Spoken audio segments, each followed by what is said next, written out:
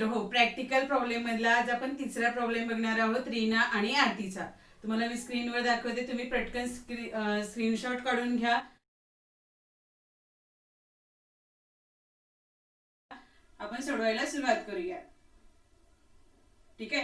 आता बघा, एका पेजवर मी trading profit and loss account आखलेला आहे, दुसऱ्या पेजवर बॅलन्स शीट तुम्ही आखून घ्या. In the books of Reena and Aarti trading profit and loss account for the year ended 31st March 2019 and balance sheet as on 31st March 2019.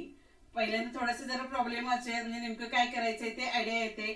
From the following trial balance and adjustments given below of Reena and Aarti, you are required to prepare trading and profit and loss account for the year ended 31st March 2019 and balance sheet as on that date.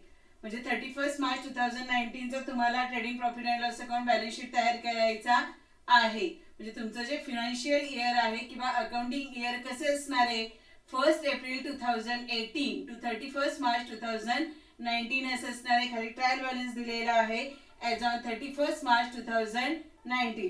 Debit balance amount rupees आणि credit balance amount rupees दिलेला आहे. ऍडजस्टमेंट्स बघूयात. Adjustment मध्ये पहिली adjustment closing स्टॉकची आहे, दुसरी bad debts आणि आरडीडी ची आहे. मग त्याचा इफेक्ट डेटर्सला आणि बॅड डेब्ट्सला होईल. त्याच्यानंतर discount on debtors and creditors, पुन्हा डेटर्स आणि क्रेडिटर्सला ऍडजस्टमेंट आहे. आउटस्टँडिंग एक्सपेन्सेस आहेत, वेजेस अँड सॅलरी. त्याच्यानंतर इन्शुरन्स आहे, इन्शुरन्सला टिक मार्क करा. वेजेसला बघा सॅलरीला केली का. Depreciate land and building, land and बिल्डिंगला टिक मार्क करा. आणि शेवटी Reena and Aarti are sharing profits and losses in their capital ratio. Reena आणि आरती मध्ये प्रॉफिट लॉसचं डिस्ट्रीब्युशन कॅपिटल रेशो मध्ये होणार आहे. मग नेट प्रॉफिट तुम्हाला त्या रेशो मध्ये वाटायला लागेल. ठीक आहे. मग प्रॉब्लेम सोडवायला सुरुवात करूयात. डेबिट बॅलन्स मध्ये फर्स्ट काय आहे, परचेसेस. परचेसेस कुठे येतात, ट्रेडिंग अकाउंटच्या डेबिट साईडला दुसऱ्या ओळीला. मग दुसऱ्या ओळीला ट्रेडिंग अकाउंटच्या डेबिट साईडला दुसऱ्या ओळीला लिहिले. पहिल्या ओळीला असतो ओपनिंग स्टॉक, दुसऱ्या ओळीला लिहिलं टू परचेसेस, अमाऊंट लिहिली. त्याच्यानंतर परचेसेस नंतर काय आहे, सन्ड्री डेटर्स. डेटर्स कुठे येतात, बॅलन्स शीटच्या असेट साईडला. डेटर्स नंतर काय आहे, sales return. Sales return sales मधून करायचे असतात. काय लेस ट्रेडिंग अकाउंटच्या क्रेडिट साईडला बाय सेल्स लिहिलं, त्याच्या खालच्या ओळीला सेल्स रिटर्न. सेल्स रिटर्नची अमाऊंट किती आहे, 1000 इनरच्या कॉलम मध्ये. सेल्स रिटर्न नंतर काय आहे, ओपनिंग स्टॉक. ओपनिंग स्टॉक कुठे, ट्रेडिंग अकाउंटच्या डेबिट साईडला. माझा या ओळीच्या वर ट्रेडिंग अकाउंट आहे आणि खाली काय आहे, प्रॉफिट अँड लॉस अकाउंट आहे. त्याच्यानंतर काय आहे, बॅड डेब्ट्स. बॅड डेब्ट्सला ऍडजस्टमेंट आहे. मग बॅड डेब्ट्स आपण सगळा फॉर्म्युलाच लिहूयात. बॅड डेब्ट्स कुठे येतात, प्रॉफिट अँड लॉस अकाउंटच्या डेबिट साईडला. लिहिलं to bad debts old, trial balance मधले ओल्ड असतात म्हणून इथे मी पर्टिक्युलर लिहिलेलं आहे. Add new bad debts, add new RDD आणि लेस ओल्ड आरडीडी. ठीक आहे. हा फॉर्म्युला आपण लिहिला. बॅड डेब्टची अमाऊंट लिहूयात. किती आहे बॅड डेब्टची अमाऊंट, 500 इनरच्या कॉलम मध्ये. बॅड डेब्ट्स नंतर काय आहे, land and building. Land and building कुठं, बॅलन्स शीटच्या असेट साईडला. लँड अँड बिल्डिंगला ऍडजस्टमेंट आहे. इनरच्या कॉलम मध्ये अमाऊंट लिहूयात 25,000. लँड अँड बिल्डिंग नंतर फर्निचर. फर्निचर पण कुठं, बॅलन्स शीटच्या असेट साईडला. डायरेक्ट आउटरच्या कॉलम मध्ये अमाऊंट ऍडजस्टमेंट नाही. फर्निचर नंतर आहे डिस्काउंट. डिस्काउंट डेबिट बॅलन्स मध्ये आहे म्हणजे डेबिट साईडलाच येणार. कुणाच्या, प्रॉफिट अँड लॉस अकाउंटच्या डेबिट साईडला. To discount allowed. किती अमाऊंट आहे, 1000. बघा डेबिट बॅलन्स मध्ये येऊन डेबिट साईडलाच डिस्काउंट. कुणाच्या, प्रॉफिट अँड लॉस अकाउंटच्या. बघा हे लक्षात ठेवा हे पर्टिक्युलर. परत काय आहे, रॉयल्टी. रॉयल्टी कुठं, ट्रेडिंग अकाउंटच्या डेबिट साईडला. To royalties. रॉयल्टीची अमाऊंट किती आहे, 700. डायरेक्ट आउटरच्या कॉलम मध्ये लिहूयात, ऍडजस्टमेंट नाही.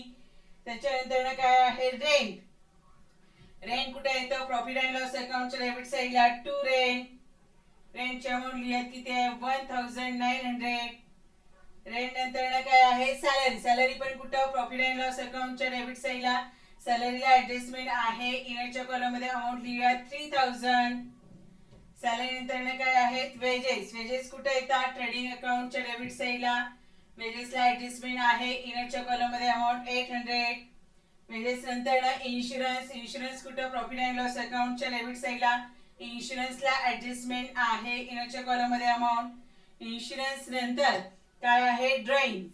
काय आहे ड्रॉइंग. ड्रॉइंग करायचं असतं काय कॅपिटल मधून लेस. आणि कॅपिटल कुठे येतं बॅलन्स शीटच्या लायबिलिटी साईडला लिहिलं आपण रीना. लेस लिहूया ड्रॉइंग. ड्रॉइंगच्या अमाऊंट इनरच्या कॉलम मध्ये लिहूया 2000. परत आरतीचं ड्रॉइंग लिहूयात 1000. त्याच्यानंतर काय आहे cash at bank. Cash at bank कुठं बॅलन्स शीटच्या असेट साईडला 11,500.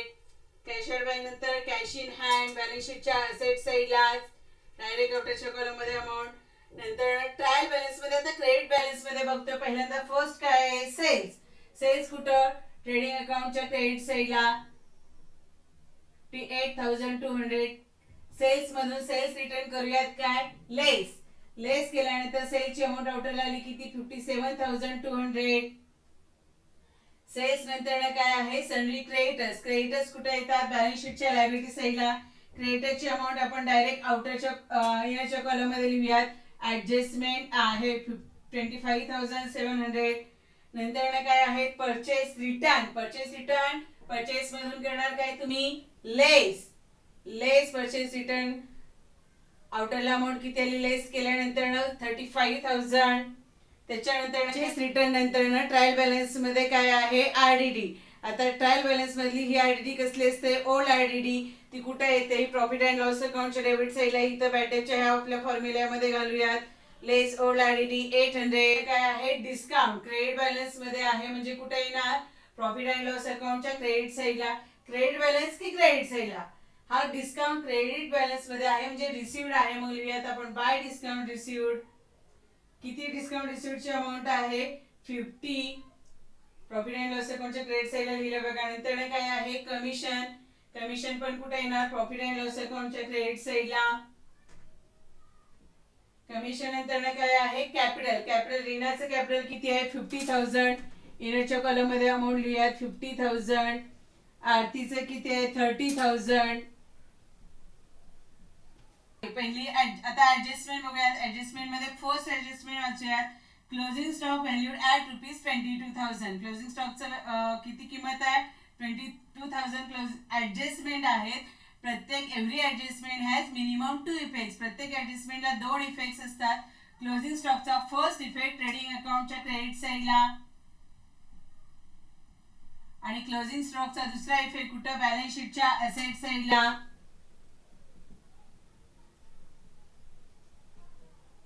किती अमाऊंट आहे क्लोजिंग स्टॉकची 22,000. क्लोजिंग स्टॉक नंतर दुसरे ऍडजस्टमेंट काय बघूयात. Write off ₹900 for bad and doubtful debts and create a provision for reserve for doubtful debts ₹1,000. बघा न्यू बॅड डेब्ट्स आहेत आणि न्यू आरडीडी आहे ऍडजस्टमेंट मध्ये आहेत. मग न्यू बॅड डेब्ट्स जर असतील तर ते पहिल्यांदा डेटर्स मधून करायचे असतात काय लेस. बघा डेटर्स मधनं पहिल्यांदा न्यू बॅड डेब्ट्स लेस करूयात. Less new bad debts. Bad डेब्टची अमाऊंट किती आहे डेटर्स मधून लेस करूयात.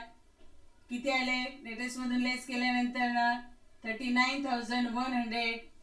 आता न्यू बॅड डेब्टचा दुसरा जो इफेक्ट असतो तो कुठे येतो प्रॉफिट अँड लॉस अकाउंटच्या डेबिट साईडला. इथं लिहिलेलं आहे आपण to bad debts add new bad debts. New bad डेब्टची अमाऊंट किती आहे आपली 900. आता न्यू बॅड डेब्ट्स नंतर तुम्हाला ऍडजस्टमेंट मध्ये काय सांगितलेलं आहे create a provision for reserve for doubtful debts ₹1,000. आता आरडीडी आहे. आरडीडी करायची असते काय डेटर्स मधून लेस. आता या प्रॉब्लेम मध्ये तुम्हाला आरडीडीची रक्कम डायरेक्ट काढूनच दिलेली आहे. जर नसेल दिली आरडीडीची रक्कम काढून पर्सेंटेज मध्ये दिलेली असेल तर पहिल्यांदा न्यू बॅड डेब्ट्स वजा करायचे आणि मग आरडीडीची रक्कम काढायची असते. आता इथं तुम्हाला अमाऊंट दिलेली आहे काय प्रश्नच नाही म्हणजे. मग डेटर्स मधून न्यू आरडीडी लेस करूयात. Less new RDD. किती आरडीडीची अमाऊंट आहे 1,000. वजाबाकी इनरच्याच कॉलम मध्ये लिहिते. ऍडजस्टमेंट आहे अजून आपल्याला एक. ठीक आहे. न्यू आरडीडीचा दुसरा इफेक्ट इथं आपण फॉर्म्युल्यामध्ये घेऊयात. Add new RDD 1,000. आता हे सगळ्याची टोटल केली 500 900 आणि 1,000 ची टोटल केली तर किती आली 2,400 आली. त्यातनं ही जी ओल्ड आरडीडी आहे ती जर लेस केली तर आउटरला तुमची वजाबाकी किती येते 1,600. बघा ही दुसरी जी ऍडजस्टमेंट आहे न्यू बॅड डेट्स आणि आरडीडी ची, तुमच्या लक्षात आली का?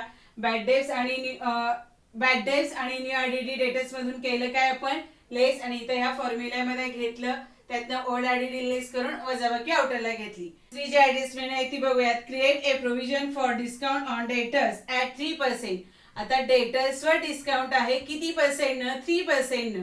बघा ही एक गोष्ट इथे लक्षात ठेवा, डेटर्स वर डिस्काउंट करताना सगळ्या डेटर्सशी रिलेटेड पहिल्यांदा ऍडजस्टमेंट करायच्या आणि मग डेटर्स वर डिस्काउंट काढायचा असतो. म्हणून इथं आपण डेटर्स मधून न्यू बॅडर्स लेस केले, न्यू आरडीडी लेस केली, तर डेटर्सची अमाऊंट किती आली? 38,100 आली. आता या डेटर्स वर 3% न डिस्काउंट किती येईल? आता इथं वर्किंग नोट्स मध्ये मी जरा लिहिते. डेटर्सची आपली अमाऊंट किती आलेली आहे? 38,100. त्याच्यावर reserve for discount on debtors. बघा आपण वर्किंग नोट्स कशाची बघतोय? Reserve for discount on debtors 3% आहे. न्यू बॅडेप्स न्यू आरडीडी लेस केली, अमाऊंट आली 38,100. त्याच्यावर डिस्काउंट किती पर्सेंट नाही? 3% नाही. 3% म्हणजे 3/100. ह्या 20 ला 20 गेले तर किती येत आहे? 381 इंटू 3 केले तर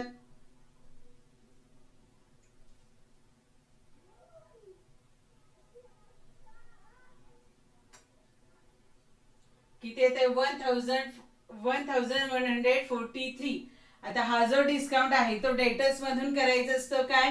लेस. बघा इथे जरा रेड ने क्लिअर तुम्हाला लिहिते.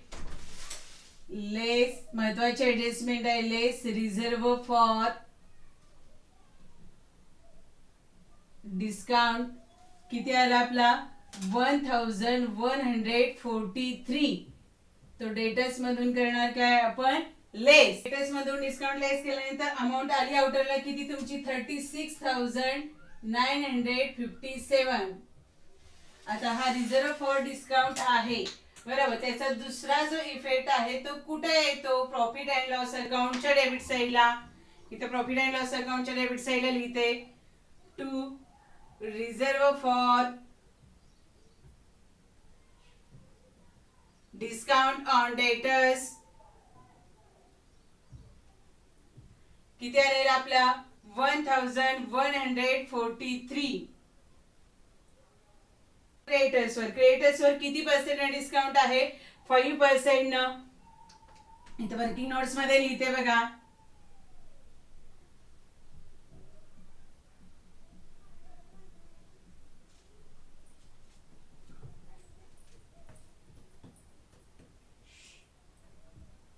बघा पाहिजे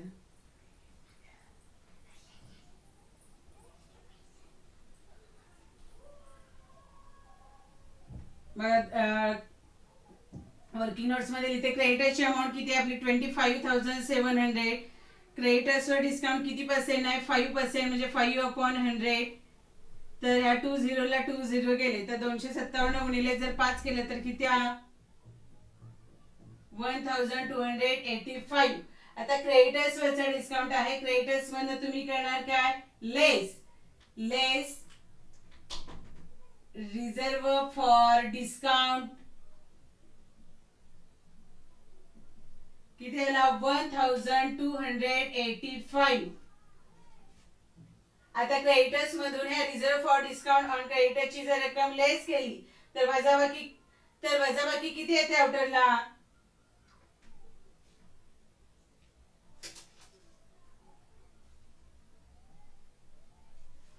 किती आलेले आहे? 24,415. आता क्रेडिटर्स वरचा डिस्काउंट आहे लॅबिलिटी.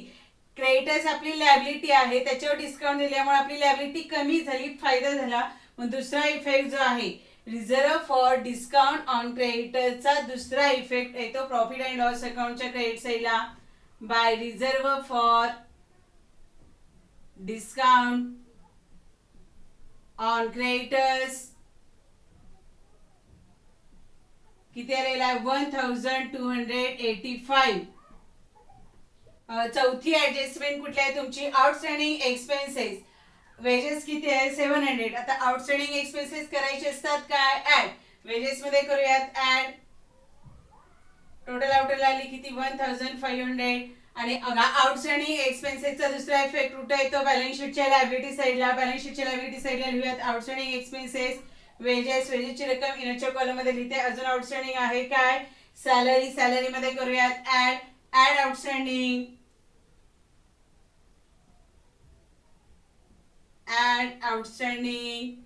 कितीच आउटस्टँडिंगची अमाऊंट आहे सॅलरीची 800.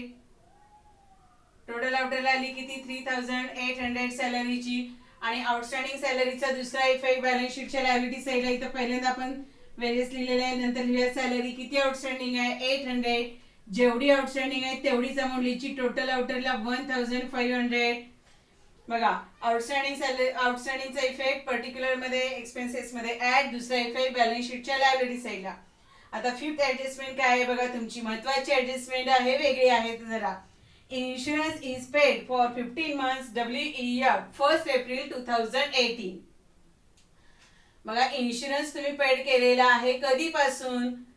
इन्शुरन्सची जी रक्कम आहे ती तुम्ही पेड केलेली आहे किती महिन्यांची 15 महिन्यांची 15 महिन्यांची पेड केलेली आहे. कधीपासून 1st एप्रिल 2018 पासून. बघा तुम्हाला वर्किंग नोट्स मध्ये दाखवते. ऍडजस्टमेंट आपण वर्किंग नोट्स मध्ये बघूयात. Insurance paid for 15 months WEF 1st April 2018. आता इन्शुरन्स जो आहे तो तुम्ही 1st एप्रिल 2018 पासून पेड केलेला आहे. आपलं हे जे वर्ष आहे अकाउंटिंग इयर ते कसं आहे 1/4/2018 ते 31/3/2019 असं आहे. आणि तुम्ही इन्शुरन्स 1st एप्रिल पासून पेड केलेला आहे म्हणजे आपण या पूर्ण वर्षाची इन्शुरन्सची रक्कम दिलेली आहे. आणि एक्स्ट्रा किती महिन्यांची दिलेली आहे. वर्ष आपलं किती महिन्यांचं असतं 12. आपण इन्शुरन्स पेड केलाय किती महिन्यांचा 15 महिन्यांचा. म्हणजे 3 महिन्यांची इन्शुरन्सची आपण एक्स्ट्रा अमाऊंट पेड केलेली आहे. मग कसं करणार तुम्ही बघा 15 महिन्यांचा इन्शुरन्सचा खर्च दिलेला आहे किती त्यांनी 1500 मंथ्स इथे लिहिते बघा.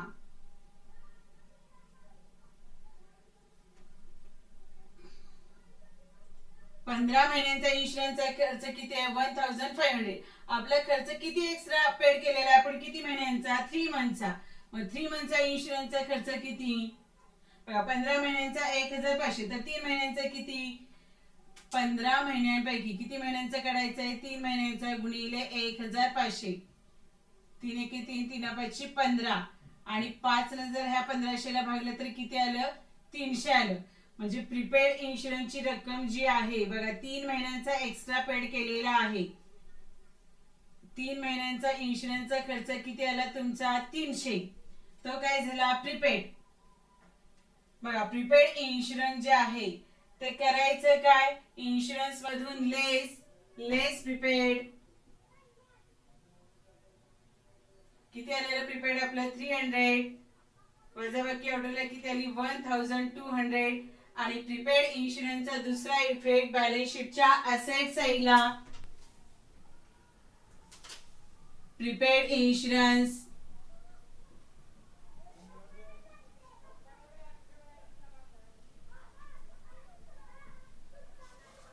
किती 300. जेवढी प्रीपेडची अमाऊंट आहे तेवढीच लिहायची. बघा तुम्हाला ही इन्शुरन्सची ऍडजस्टमेंट लक्षात आलेली आहे का. पुन्हा थोडस शॉर्ट मध्ये एकदम रिवाइज करते. आपली ऍडजस्टमेंट काय आहे इन्शुरन्सची. Insurance paid for 15 months WEF 1st April 2018. Insurance 15 महिन्यांचा पेड केलेला आहे कधीपासून 1 एप्रिल 2018 पासून. आपलं जे वर्ष ते कसं आहे 1/4/2018 ते 31/3/2019 आहे.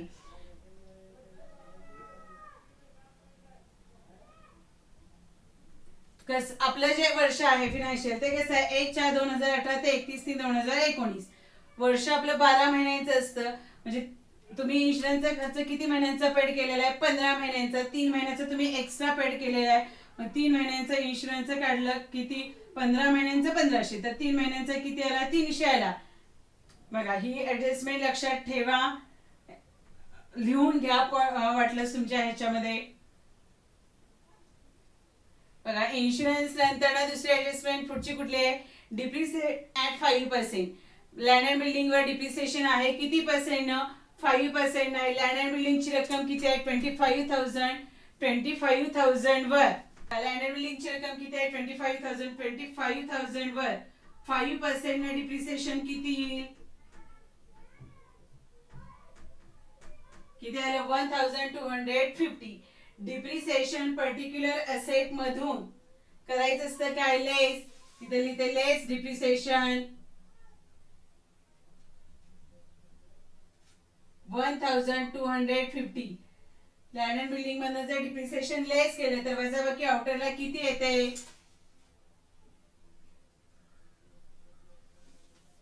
किती आली? 23,750. आणि डिप्रिसिएशनचा दुसरा इफेक्ट प्रॉफिट अँड लॉस अकाउंटच्या डेबिट साईडला to depreciation on land and building किती? 1250. बघा हे आपल्या सगळ्या ऍडजस्टमेंट झालेल्या आहेत. एक ऍडजस्टमेंट आपली राहिलेली आहे. कुठली? Reena and Aarti are sharing profits and losses in their capital ratio. Reena आणि आरती प्रॉफिट लॉसचं डिस्ट्रीब्युशन कुठल्या रेशो मध्ये करणार आहे? कॅपिटल रेशो मध्ये करणार आहे. मग लागलीच आपण इथे कॅपिटल रेशो काढूया. आता रीना आणि दुसरी कोण आहे? आरती. आता रीनाचं कॅपिटल किती आहे? 50,000 आणि आरतीचं किती आहे? 30,000. मग रेशो कसा काढायचा आता या दोघींचा? 50,000 30,000. तर ह्या 40 ला हे 40 जर कॅन्सल झाले तर रेशो त्यांचा काय आला? कॅपिटल रेशो काय आला? 5:3 आला. बघा कॅपिटल रेशो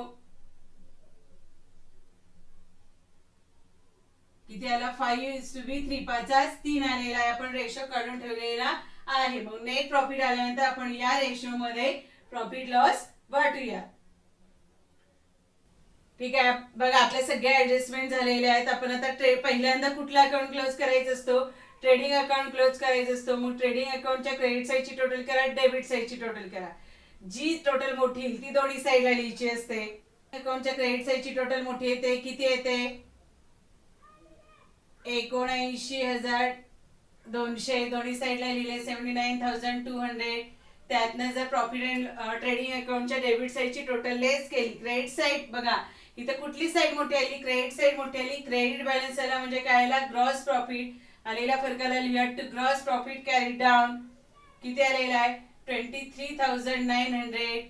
आणि हाच ग्रॉस प्रॉफिट कुठं ब्रॉट डाऊन करायचा असतो? प्रॉफिट अँड लॉस अकाउंटच्या क्रेडिट साईडला by gross profit brought down. किती आला? 23,900. क्लोज करूया. प्रॉफिट अँड लॉस अकाउंटची कुठली साईड मोठी येते? बघा क्रेडिट साईड मोठी येते. किती येते? 25,485. दोन्ही साईडला लिहिले. प्रॉफिट अँड लॉस अकाउंटच्या डेबिट साईडची टोटल त्यातनं जर लेस केली तर काय येतोय? नेट प्रॉफिट येतोय. काय येतोय? नेट प्रॉफिट येतोय. किती येतोय? 13,592. हा जो नेट प्रॉफिट आहे तो पार्टनर्स मध्ये वाटायचा. त्याला लिहूया टू नेट प्रॉफिट ट्रान्सफर.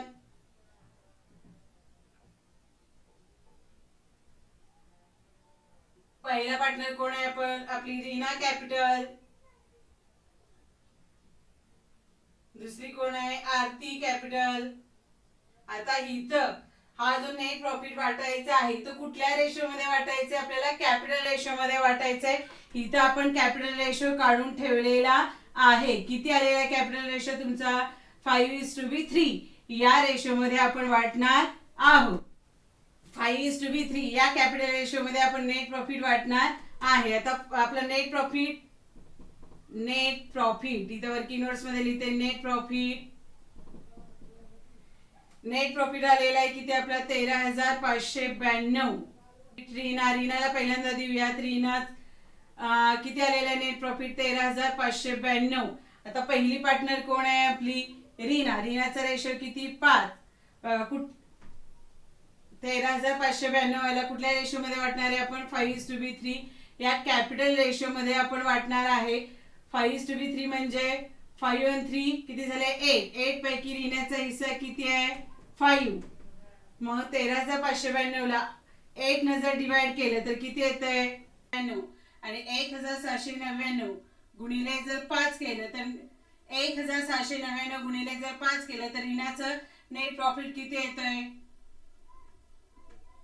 8,400 95. रीनाला किती मिळणार आहे? 8495. आता दुसरी पार्टनर कोण आहे आपली? आरती. आरतीचं काढूयात.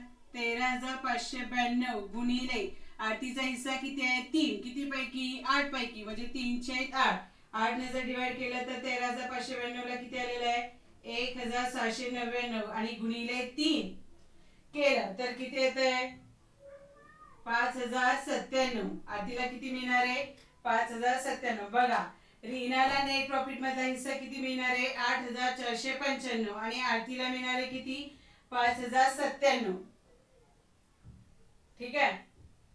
आता इथं लिहूयात आपण प्रॉफिट अँड लॉस अकाउंटच्या डेबिट साइडला लिहितोय to net profit transfer Reena capital Aarti capital. रीनाला किती मिळतोय?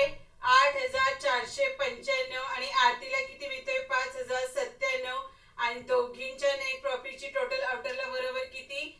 ते दोघींच्या नेट प्रॉफिटची टोटल आउटरला बरोबर किती? 13592.